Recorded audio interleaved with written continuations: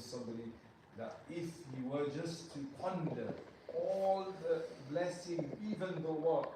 He's ill and he's poor, but he believes in Allah subhanahu wa ta'ala. And if he was to ponder just the blessings that Allah subhanahu wa ta'ala has over him, or he is in, it would suffice him to what?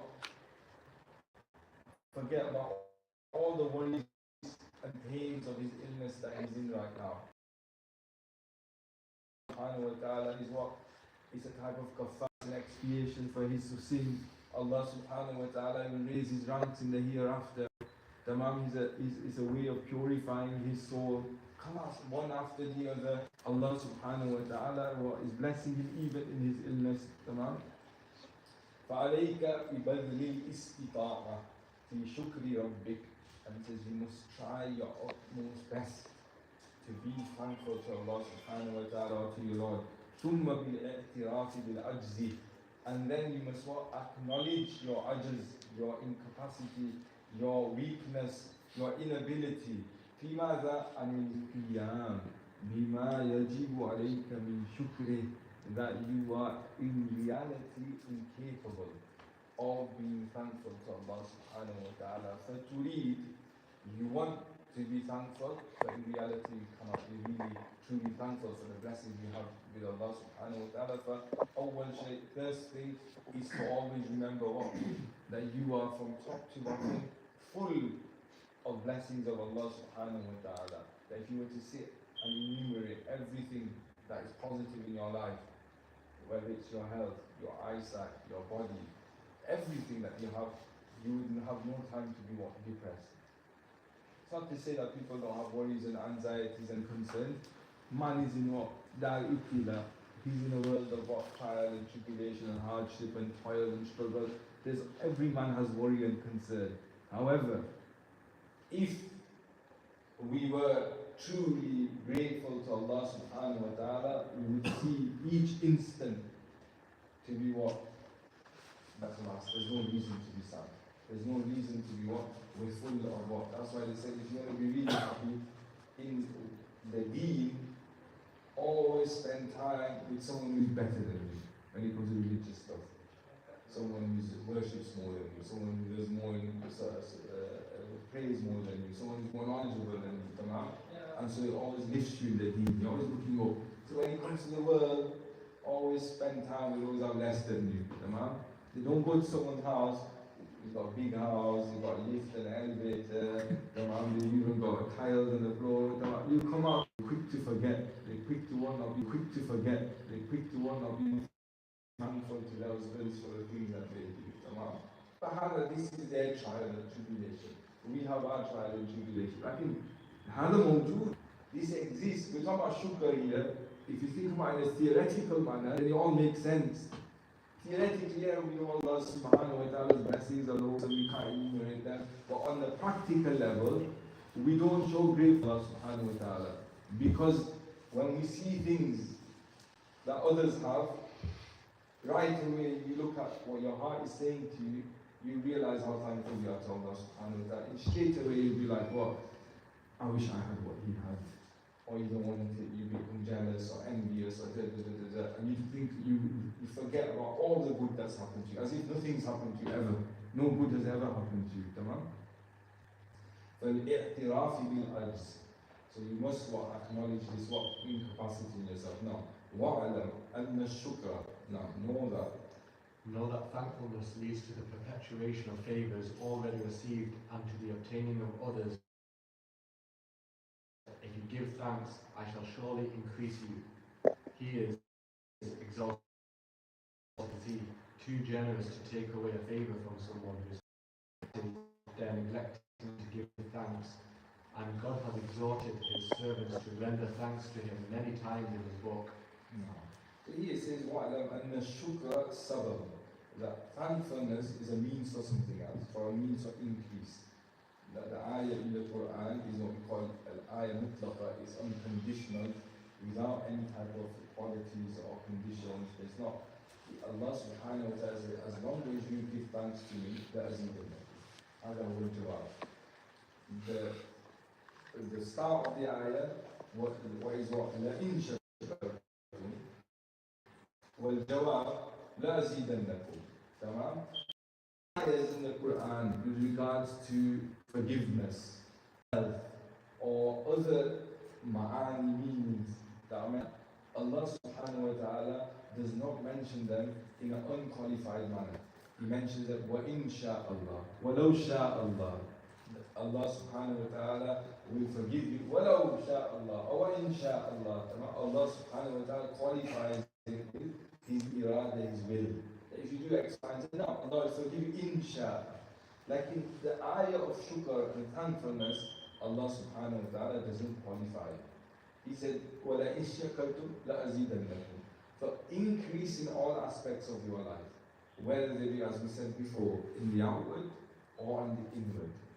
Those who tread the path of shukr, Allah subhanahu wa ta'ala will increase you in many ways that you can't fathom.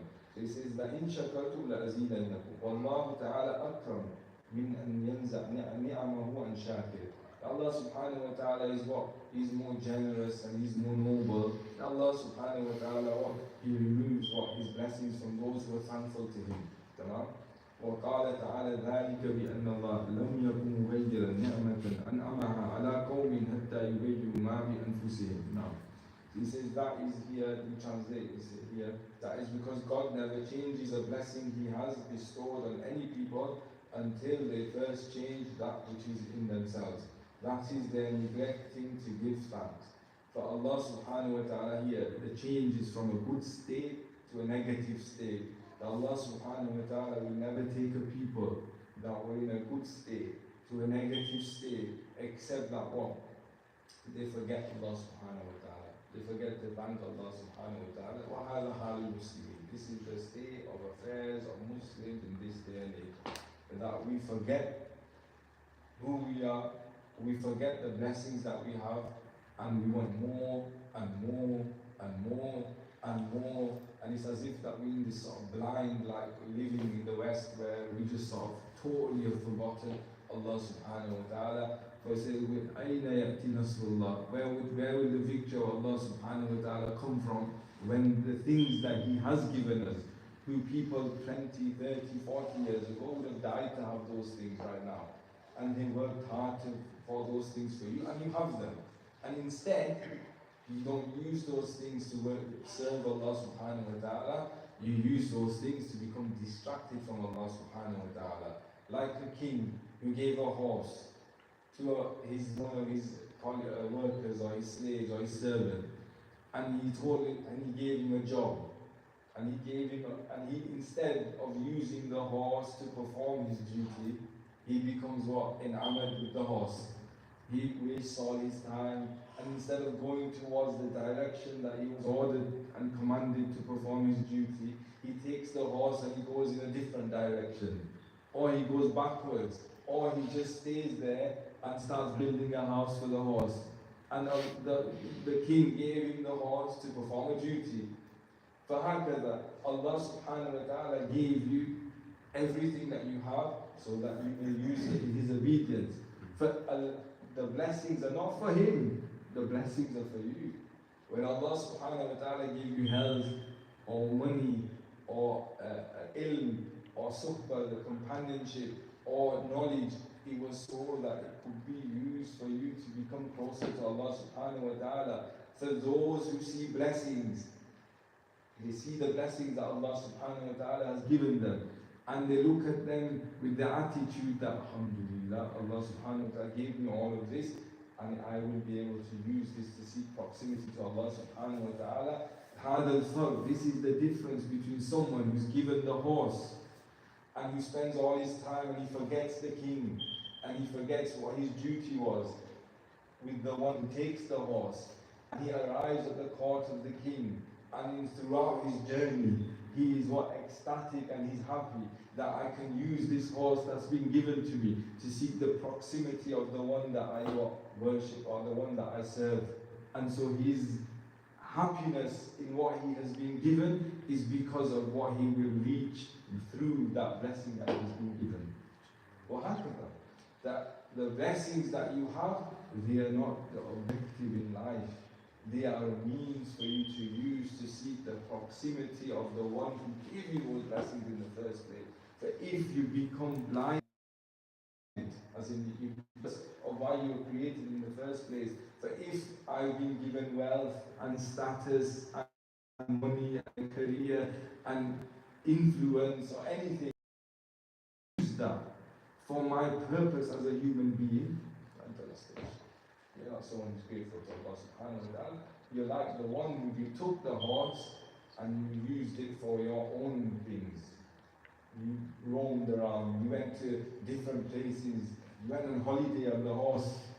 You went, instead of going to what the king told you, go to such and such a place, and you went somewhere else, and you went sightseeing, and you started what? Eating and drinking, and you forgot what your mission was in the first place. Tamam? For you are what? Anta tastahiq. You deserve that horse be taken away from you. What? When the king sees you use the horse in the right manner, then he increases you even more. You know, give him even more, help him, send him more aid. This slave, he deserves to be aided because he's a true and loyal servant of mine. But in all of this, you see that this is all from Allah subhanahu wa ta'ala. And that's why the concept of shukr, there's a very esoteric element involved in shukr, as I mentioned in the beginning. Because when you give thanks, in reality, it's Allah subhanahu wa ta'ala who gave you the ability to give thanks in the first place. And when you give thanks, Allah subhanahu wa ta'ala increases you. And then when you give more thanks, Allah subhanahu wa ta'ala gives you more. But in reality, who inspired you to what? Thank Allah in the first place? Allah. But here, the people of Allah subhanahu wa ta'ala talk about what? That this person, in this state, is someone who's annihilated totally in the oneness of Allah subhanahu wa ta'ala. And he sees nothing but Allah subhanahu wa ta'ala. That the blessings that come from Allah are from Allah. And his shukr that he does is from Allah subhanahu wa ta'ala. He's totally what? Annihilating Allah subhanahu wa ta'ala. No, that is because God never changes a blessing He has bestowed on any people until they first change, that which is in themselves. And the greatest blessing that we have is what? Al-Iman, faith. But if you don't show the right that your Iman deserves, Allah subhanahu wa ta'ala will strip that away from us. He will place what? Doubt in your heart. Why do you see those who are less knowledgeable than us but had less doubt? Limada? Why do you see those who live a more simpler life than us? They lived a simpler life than us. They had less than us, but their Iman was stronger than ours. Why? Why? Because they were thankful for what they had. And Allah increased them in their Iman. Those who've been to countries, other countries, or even in the UK, anywhere, where you see people who are what? They are happy with what Allah subhanahu wa ta'ala, you see them in God, you see them praying, and their Iman is strong. They may be tested in every way, but they won't be tested in their Iman and faith. But those who have everything, but they're ungrateful, you'll see them distant from the religion. Here he says, now, that is because God never changes the blessing He has bestowed until they first change that which is in themselves. That is their neglecting to give thanks. And God has exhorted His servants to render thanks, saying many times in His book, eat of the good things and give thanks to God. If it is indeed Him that you worship, eat of the provision of your Lord and give thanks to Him. For all of the blessings that Allah mentions in the Quran, when Allah sallallahu alayhi wa sallam said, meaning what? Ash-shukru bil-lisani wa bil-jinani. That your ta'ala, there was a sallallahu alayhi wa sallam, they don't say to the muhajirun, this is our farm. You can't come and eat here. this is our houses. They were to such a level, Allah subhanahu wa ta'ala said that even though they were in greater need, they preferred the muhajirun over themselves. They were at a point where they even said, we will even divorce our wives so that you can have what? If you're married to multiple wives, we'll divorce some of them so you can have our wives. And they said that there's no need to perform that, we'll work for what? We'll work for our money. They said we'll split everything down the middle. You can have half of our houses, half of our business, half of everything. They never said what? This is ours. You've come from what? Makkah, you don't have anything, that's your fault. Why did you do that for? You know, your poor, it's your reason, you should have done that. Because these are from the blessings of Allah subhanahu wa ta'ala, as we mentioned. And when they gave, Allah increased them even more. Made them from what? The people that are remembered forever. Those who never gave and what? Returned the fadl to themselves, they were what? They've been forgotten. Nobody remembers them. Come on.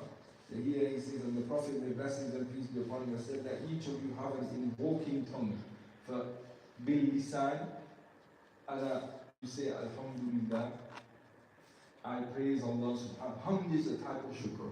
To say to praise Allah subhanahu wa ta'ala is a type of thankfulness to Allah subhanahu wa ta'ala. Like in saying it without understanding or meaning it isn't shukr, isn't thankfulness. And this is what Imam al-Ghazali says. He says saying with the tongue without actually internalizing the meaning of what you're saying isn't shukr or isn't thankfulness. If I say, for example, Alhamdulillah, Alhamdulillah, wa sakana, wa ja'alana min, Alhamdulillah, thank Allah subhanahu wa ta'ala for the food. And you just say it without actually what? Internalizing the fact that we have food and that we're eating the food isn't what shukr. Because he says real shukr is what happens in the heart. And here is a meaning that what arrives at the heart that you feel inside deeply. That's why he says what? He says, "Ana thankful وَقَلْبًا مَشْكُورًا." And faith has two halves. One is patient, we mentioned at the beginning, nisful iman as-sabr, and the other is what? Thankfulness with Allah subhanahu wa ta'ala. Now, know that. Know that just as you must thank God for favours which are proper to you, such as knowledge and health, you must also thank Him for favours which are general, such as the sending of messengers, the revelation of books, raising up the sky, and stretching out the earth. No. So here he says what? There are things that are related to you, and there are also favours that are generic in nature. Come on? And always think that if Allah subhanahu wa ta'ala just stripped one of these things, you wouldn't be here. One thing, Allah subhanahu, imagine just the favor of the Prophet sallallahu alaihi wasallam. The Prophet, Allah subhanahu wa ta'ala never sent prophets. Imagine Allah subhanahu wa ta'ala never sent prophets to us. He sent us on this earth and He left us without prophets. What would happen to us? How many of us would what? Achieve the worship of Allah subhanahu wa ta'ala, and then when we finally realize there is Allah subhanahu wa ta'ala, how would we worship Allah subhanahu wa ta'ala? You wouldn't be unaware. So therefore what? Realize the ni'mah, the blessing of the Prophet sallallahu alaihi wasallam. Then not only that, we have a Quran that is unchanged, that Allah subhanahu wa ta'ala allowed us as an ummah, al-mu'jiza, al-khalida, this eternal miracle of the Prophet sallallahu alaihi wasallam that remains till this day as it was what revealed to the Prophet sallallahu alaihi wasallam. Hal nashkur, do we show thankfulness to Allah subhanahu wa ta'ala? The minimum thankfulness to Allah is to read the Quran, to understand the Quran. Say, Allah, I'm thankful for Allah for the Quran, but I don't read it. Neither do I understand it. Neither do I spend time with it. In reality, you're not thankful to Allah. That's just the sad state of affairs. If you were, you would. I'll give you an example.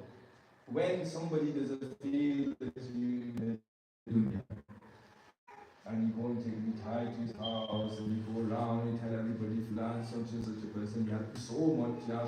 You know, he came to my house, he helped me, he did the painting on my walls, you know, he's such a good man, you speak about him, and you go around with gifts, and because what?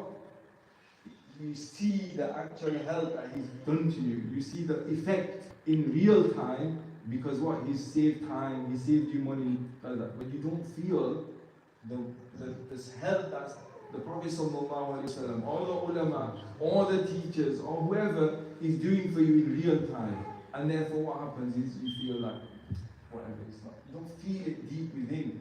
Because your ilm is lacking of the other world. That's why the first khutwa is to have real ilm and knowledge of what we're talking about. Without ilm, there's no irada, there's no will. Now, without ilm, Al-Ghazali says, La irada tala.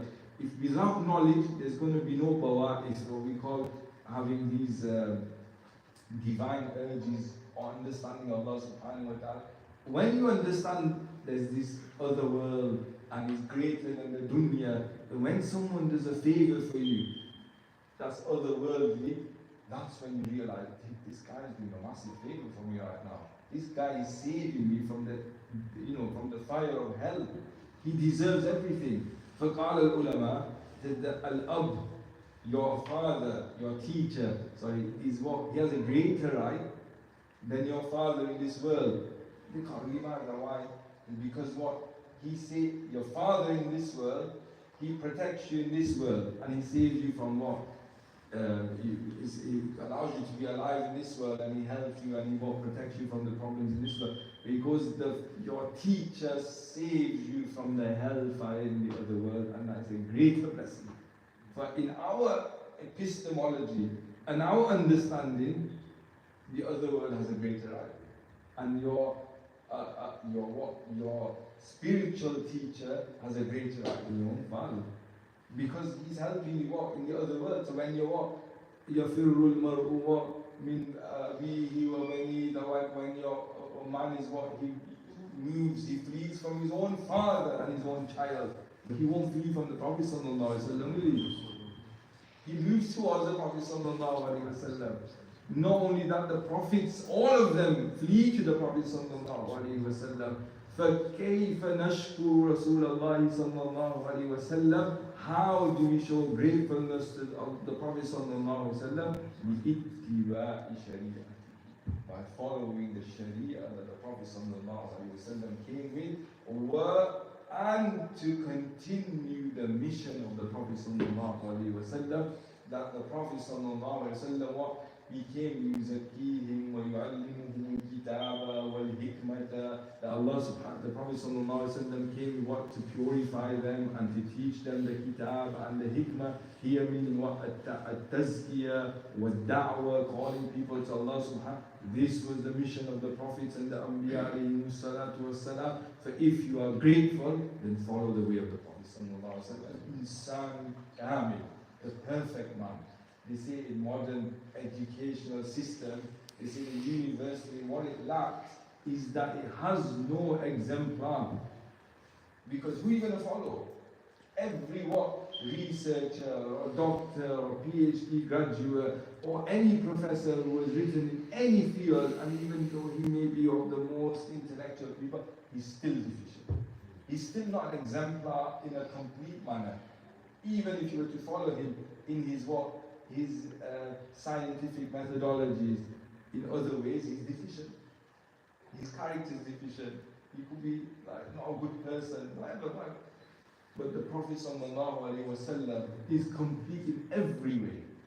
But the Islamic educational model was what? It was one of the best models because it had an exemplar that we could aim, and it became what? Like everyone was aiming towards becoming like the Prophet sallallahu alaihi wasallam. So all of our ilm and everything that we did was always aiming to becoming like this this insan al-kamil, this perfect model to follow, uswa wa qudwa, and this role model. The problem that we have is we've replaced the Prophet sallallahu alaihi wasallam with everybody else. And as cliche as it sounds, that's our problem. In our heart, we do not deeply want to follow the Prophet sallallahu alaihi wasallam. If the Prophet sallallahu alaihi wasallam was a certain way, we listen to it. We say, oh mashallah, naam, it's very good, alhamdulillah, yeah, very good, nice. But then you quick to read everything else or be like somebody else, or you look deep down. Because the affair isn't it's not about intellectually agreeing to what I say. The affair is in the heart. Where does your heart actually move towards? Who does it actually want to be like? Who does it actually look up to? And that's the great calamity of this day and age, is that without us knowing, without us even feeling it, our bawsala, our compass has changed, without us knowing. Because we live in the West, and we've been affected by their secularism, and we've lost the role model that we placed for centuries that was there for us to follow. We've removed it from our hearts, without us understanding it and knowing it. And that's why I always say, is that to be truly thankful is to come back to the way of the Prophet ﷺ completely and fully. And that is in the way of the Imams that went before us. Khalas, we don't want to follow what the others does. We already have a system in place. We need to revive what we have, and we need to become truly those who follow the way of the Prophet ﷺ and his Sharia. So claims to follow the Prophet ﷺ or the Quran without implementing the Sharia is likewise batil and false. Because his mission was the Sharia, and therefore they all come together as a package.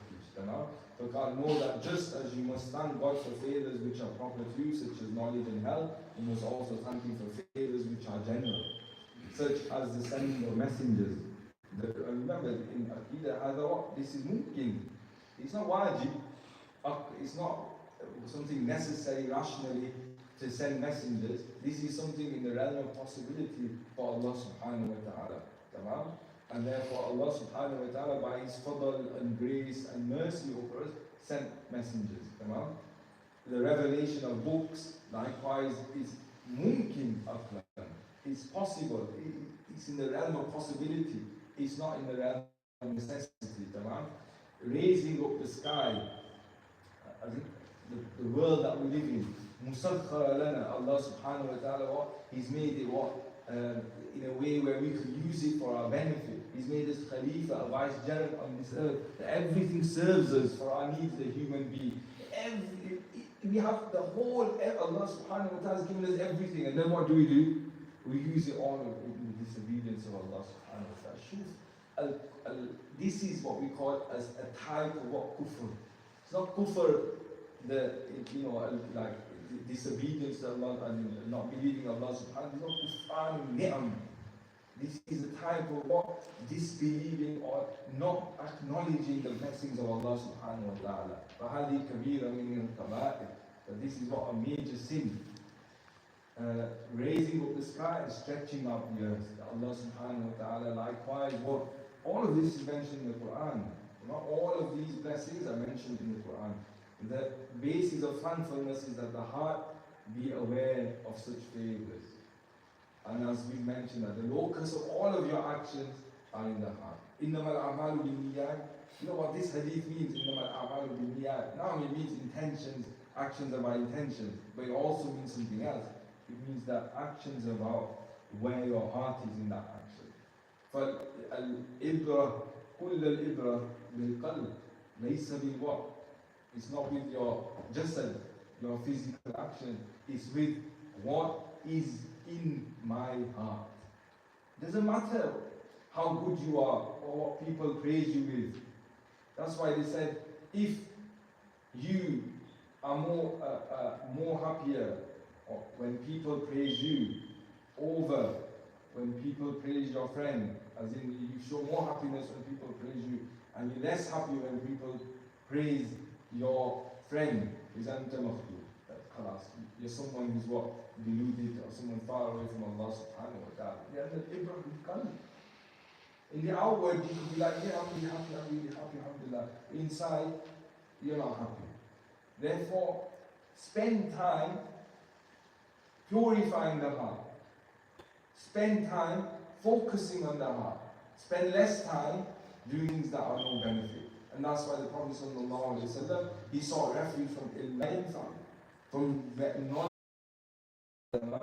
Therefore, all of this stuff that we have, we ask by Allah subhanahu wa ta'ala for it. It's as if you're borrowing it from Allah subhanahu wa ta'ala, and Allah subhanahu wa ta'ala wants to see what you do with it. And in the end, you have to give it all back, and you have to tell Allah subhanahu wa ta'ala that this is how I used it. And if you've not used it in the right way, then you must pay what? You're liable.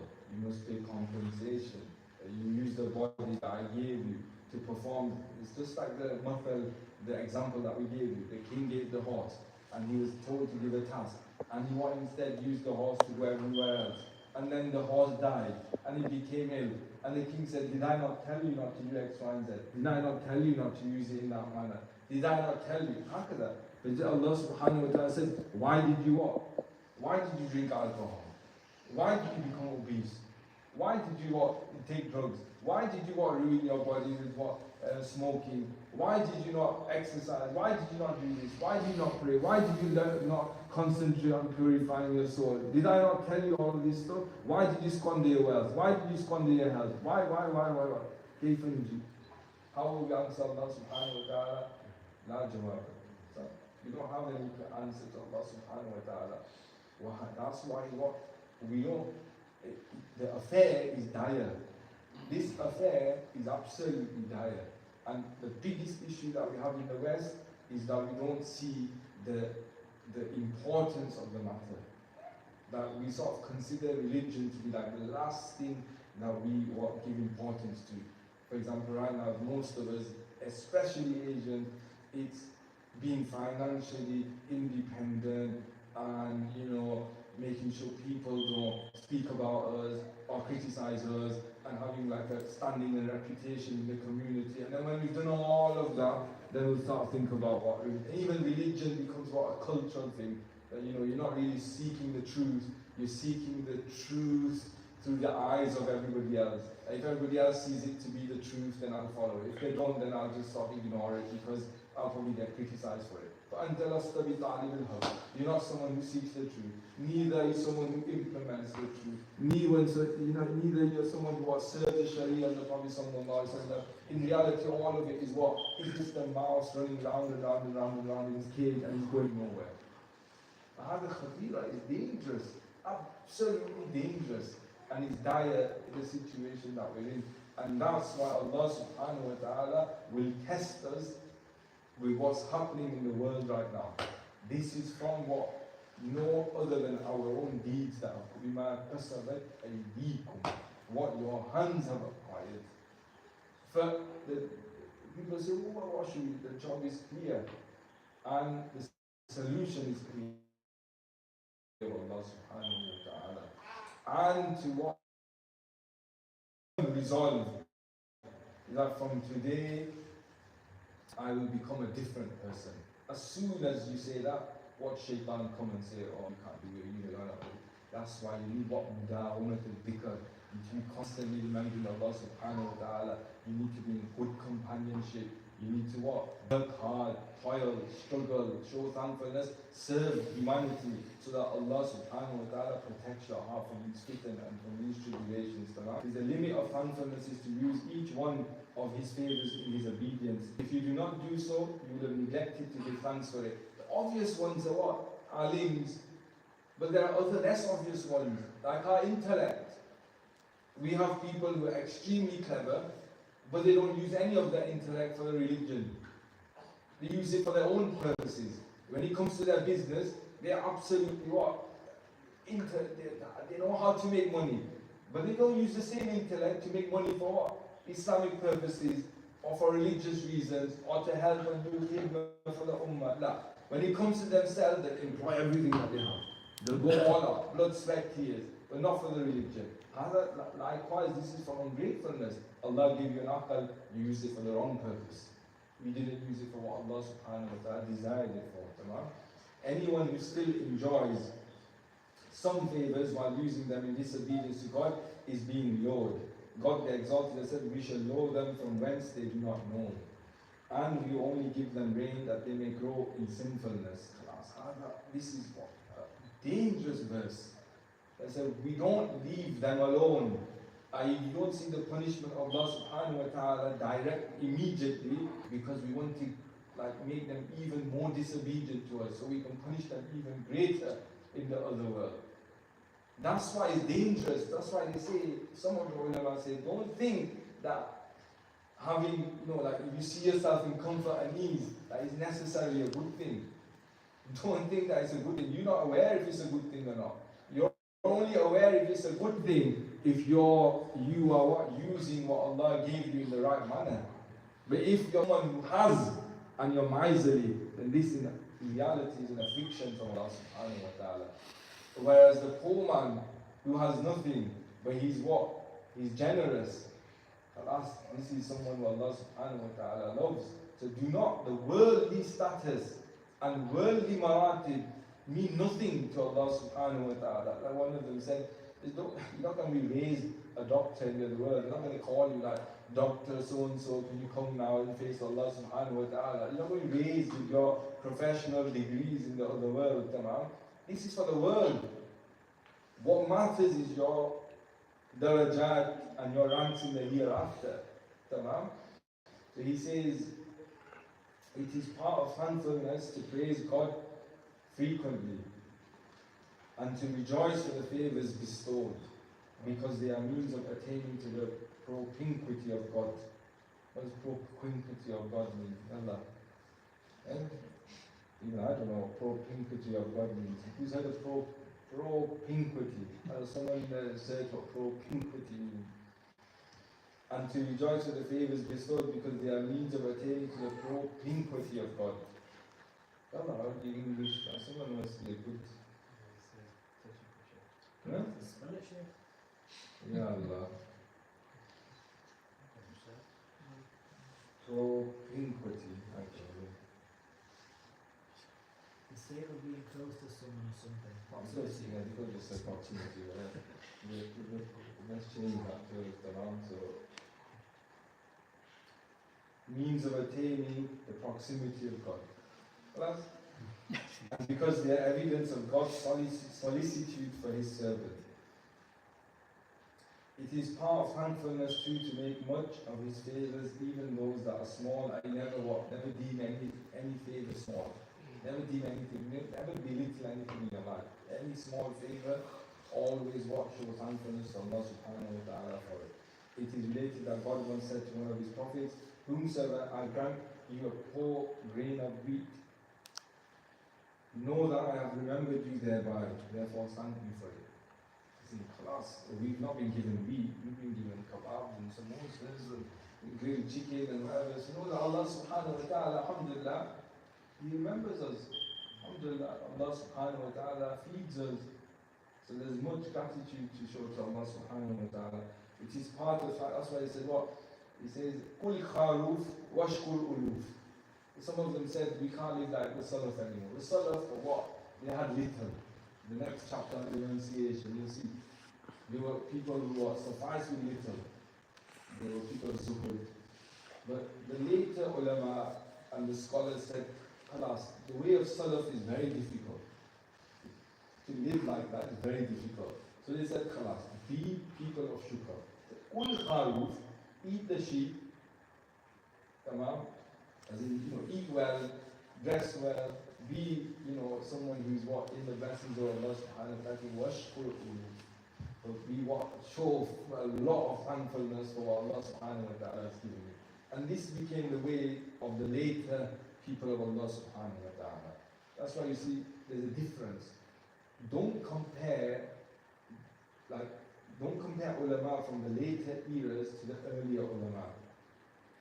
This is what we call, these are finer points in Islam that not many are aware. You might say that, for example, Shaykh, who looks really well dressed, and he's got a really nice car, and he eats really well, and then he read a hadith of like some of the Salaf, and that they used to eat like one almond a day or something like that. And you're like, I don't understand what's going on here, to this and that. You can't compare someone from 1,000 years later to someone who lived 1,000 years before. Our uswa, qudwa, in its complete form, is the Prophet sallallahu alaihi wasallam only. That's why you see the Prophet sallallahu alaihi wasallam never lived a life of extreme like that. You won't see that in the life of the Prophet sallallahu alaihi wasallam in an extreme manner, and if it did, it was specific to the Prophet sallallahu alaihi wasallam. As in, it was something that was specific to him, that he never became tashri', he never became legislation or sharia for us. Like he never said to us, don't eat. But he said, no, Allah subhanahu wa ta'ala feeds me, Allah subhanahu wa ta'ala nourishes me. But he never said to anyone, you live like me. He never said that. It's specific to the Prophet sallallahu alaihi wasallam. But he did teach us what to eat less and little. So that remains.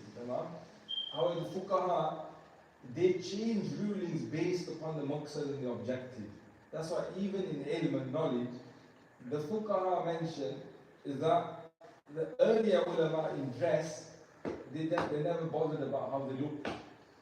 That's why you see Umar ibn al-Khattab, for example, when he enters al-Quds, he asks for like clothing.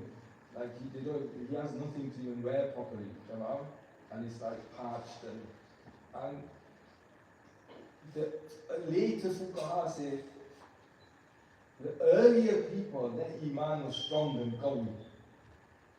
They weren't affected by what we call rusum, outward forms and appearances. He said when different people entered Islam from the Persian Empire and Europe and other places, they brought with them their baggage and their culture. I says people started to give weight to how appearance and rusum. So the ulama started to think, well, at this point, if the alim isn't wearing a turban or isn't looking a certain way or isn't looking regal, nobody's taking in from that person. Because in their cultures, this is how people looked, behaved, or were respected. They never respected the guy who looked like a shepherd, for example. The Arabs were different. So the ulama said, not only should we not follow the way, they said it's recommended to what? Wear nice clothes and look a manner that you're respecting your people. Because the maqsad, the objective, is that ilm is revered. And if you're not revered, ilm can't be revered. And so some of them said, take what you want from houses, servants, and slaves, and horses, so that people may revere you and knowledge. But hakada, this was what we call what? This is fiqhu fi deen. This is what we mean by what? Deep insight into the religion which we lack. Because there's no point reading the tradition of the Salaf if you don't understand how the religion works in and of itself. We don't implement the statements of the Salaf in a superficial manner. Everything is read in context. But those who have context are the fuqaha only. That's why it's very important that religion is never understood from only one angle. And it's looked at in a complete manner from every single angle. So here he says, it is part of thankfulness likewise to speak of God's favours without, however, digressing into anything that might suggest self-righteousness in religious matters or insolence in matters of the world. Now, that you show the blessings of Allah subhanahu wa ta'ala without going into what we call extremes. Without going into extremes. Deeds are according to the intention behind them, and all good comes from following our virtuous predecessors in all circumstances, and God knows best. Now, on renunciation, chapter 30. You must renounce the world, for renunciation is the forerunner of felicity, the manifestation of providence, and the sign of sanctity. Just as loving the world is the origin of all sins, so also is hating it the origin of all obedience and excellence. Now, so if you what we call hubb dunya, ras kull khatiya, the love of the world is the apex of every single bad deed. Meaning, when I have in my heart love of the world, I don't have in my heart love of Allah subhanahu wa ta'ala. So the ulama are clear that your heart can only encompass one or the other. It's either hubb Allah, hubbullah, or it's hubb dunya. That your heart cannot have within it the love of both. It can't. They say they are opposites and they can't be at the same place at the same time. Therefore, either ana uhibbu al-dunya, either I love the world or I love what? Allah subhanahu wa ta'ala. For dunya, the definition of the dunya here is then full mercy of Allah. Everything other than Allah subhanahu wa ta'ala. So the decision is either I want Allah wa ana muridullah, as in I'm someone who aspires for only Allah, or I desire other than Allah, which is what we call the dunya. The dunya isn't just this lowly world. the dunya is anything other than Allah subhanahu wa ta'ala, whether it's reputation, whether it's a feeling, whether it's what, happiness, anything other than Allah subhanahu wa ta'ala, na'tibuhu ad-dunya. We call it what? The dunya, the world. Tamam? So you must renounce the world for renunciation. This is what we call zuhud, az-zuhud. Tamam? Again, all of these sifat, you can look at them in a very sort of theoretical and structured manner, which like the likes of Ghazali does and others. Tamam? Because there are minimum amounts that are fard, obligatory. Then there are amounts that are what we call recommended. Tamam? So they are, each sifa has what we call maratib, degrees. But there's a had adna, there's like a minimum that everybody must have. Tamam? And if you don't have that much, then you can be what considered to be committing major sin. Tamam? You must renounce the world for renunciation is the forerunner of felicity, of sa'ada. Tamam? The manifestation of providence, of peace, and the sign of sanctity. Just as loving the world is the origin of all sin, so also is hating is the origin of all obedience and excellence. Now, you see, how are you going to pray, or how are you going to worship Allah subhanahu wa ta'ala if you'd rather spend that time earning money, for example? So, for example, you've got a job, you earn enough money, but then you do a second job because you want a better life, or you want more cars, or you want to go on holiday. And that's not. You're not going to spend time reading Quran or doing his or attending classes or whatever if most of your time is what amassing the world. But you'd rather do that than this.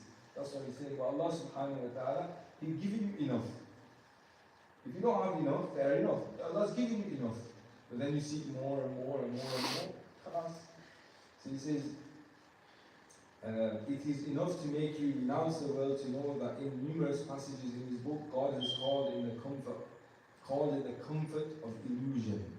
No, but it's a mirage. The dunya is a mirage. That's what we say, dunya is like a shadow.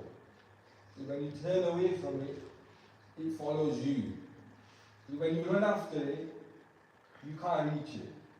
The dunya kal-fay. It's like what, a shadow. You never reach it, you never get it. When you move away from the dunya comes after you. Tamam? No. And that Al-Hasan, may God have mercy on him, said, it is as the greatness or the greenness of vegetation and the toys of girls.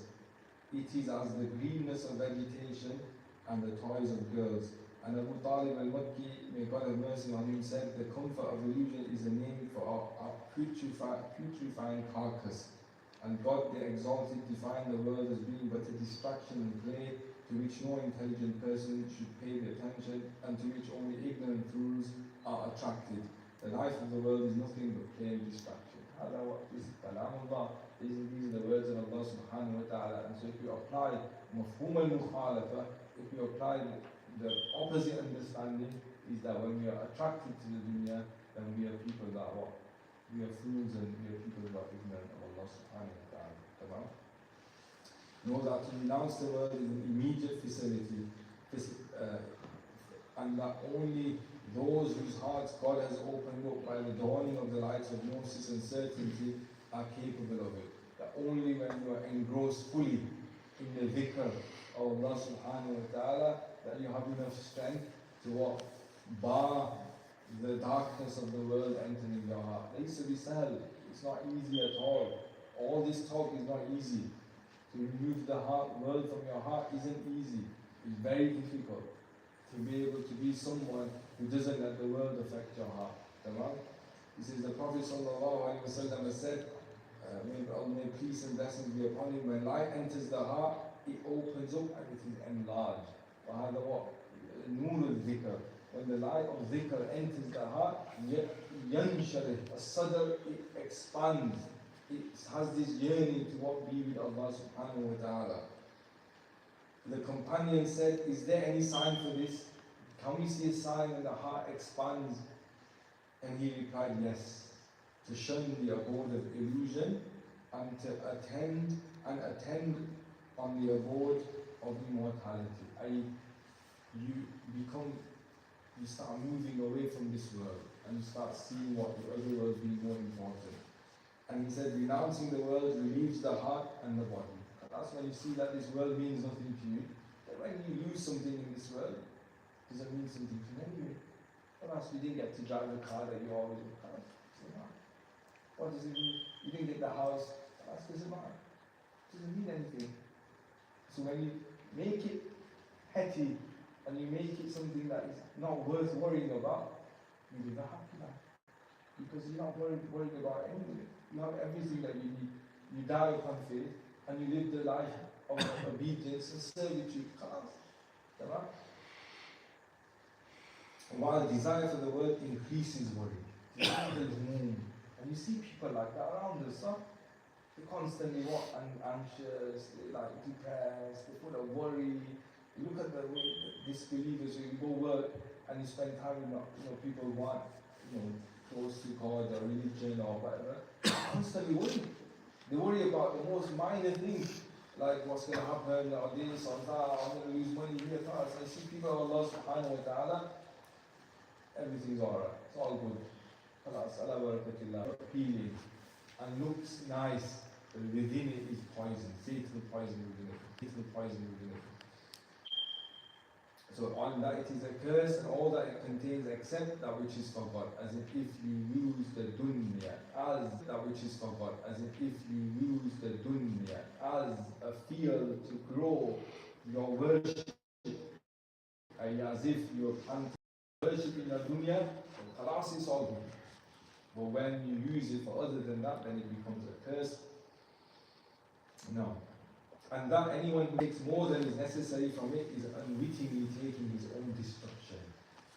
The intended result of such knowledge is to abandon inwardly desires of the world and to abandon outwardly delighting in its pleasures. Qalbuka muta'alliq billah. Your heart is what connected to Allah subhanahu wa ta'ala. If the dunya comes to you, you praise Allah subhanahu wa ta'ala. And if it doesn't come to you, then you don't lose any sleep over it likewise. But it doesn't mean that you can't be wealthy, and it doesn't mean you have to be poor, but you're not seeking it. If it comes, it comes. If it doesn't come, it doesn't come. Come on?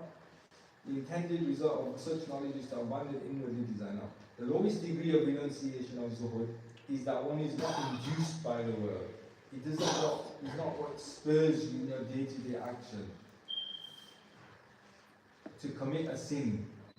The world is what you don't commit sins to acquire the world, nor to neglect any act of obedience. For example, you're so engrossed in something worldly that you forget about Allah subhanahu wa ta'ala, you don't pray, you don't read Quran, etc. While the highest degree is that you take nothing from it unless you know that to take it is more pleasing to God than to leave it. There are many degrees between these two. As you mentioned, this is just what he's just hitting at the surface of zuhud. That is all of these sifat you can go into what we do, lessons and lessons of it. Sincere renunciation has many marks. So what are those signs that you are sincere in what someone who renounces the world? Because among these is that one does not rejoice for what one has, nor mourn for what one has not. And that the pursuit and enjoyment of the world do not distract one from that which is better for one in the sight of his Lord. If you're someone who says he renounces the world, that when something is better for you in the other world, you give it precedence in your life. Remove the love of dinars, great British pounds, and of dirhams, of US dollars, from your heart until they become as pebbles. La farqa bayna a coin and a stone of pebble. When you're at that point, call yourself murid. Call yourself someone who's a Sufi. Unless you're at that point, we're not Sufis. Don't fool ourselves. We're deluding ourselves. Because the real people of Allah subhanahu wa ta'ala, fi'lan, haqiqatan, really dealt with money as if they were just pebbles. And there's still people like that alive. We don't see any difference between this and that. And sand in your ear, in your eyes. There's no difference to pebbles and sand. Remove the wish to be thought highly of from your heart until you're indifferent to people's praise and condemnation. Now it goes into renouncing people's praise for you. So one is the world dunya. The dunya, as I said, is wealth is one, but reputation and honor and all of those things, they are likewise from the dunya. So he says, remove this one to be praised all the time from people, and to whether they are attracted or repulsed by you. Plus, when you are muta'alliq with what people think of you, then you're not what connected to Allah, you're connected to what people think of you. You're a slave to what people. You're not a slave to Allah subhanahu wa ta'ala. You're too busy what people think of you. For the love of prominence is more harmful than that of money, a shuhra, what we call what? That Allah, the Prophet sallallahu alaihi wasallam, what? He condemns those who want to go out wearing thawba shuhra. Shuhra is like fame and repute, that you wear something that people what point their finger at you and say, oh look at him, look what he's got on. That you try to what? Become like the people in your community, not different, not to look different to people on purpose. So people point fingers at you and say, oh look at him. It says the love of prominence or shuhra is more harmful than that of money, and both indicate desire for the world. The basis of the love of prominence is the love of being considered great by others. That you want what? A makana. You want a status in the heart of other people, not with Allah subhanahu wa ta'ala. Now greatness is one of God's attributes. But only Allah is considered great, not you. Man anta, who are you to be considered great by people? They said, what al-kibr, what is what? The kibr, pride is only Allah subhanahu wa ta'ala's sifa. And thus this thing is therefore disputing His Lordship. The basis of the love of money is the love of enjoying one's desires. And this is an attribute of animals. The al-haywan, they're the ones who follow their lowly desires, not the one who's what? Al-insan, man or human, who is aspiring to be like what? Al-insan al-kamil, like the Prophet sallallahu alaihi wasallam. The Prophet, may blessings and peace be upon him, has said, God the Exalted says, greatness is my lower garment and pride my upper garment.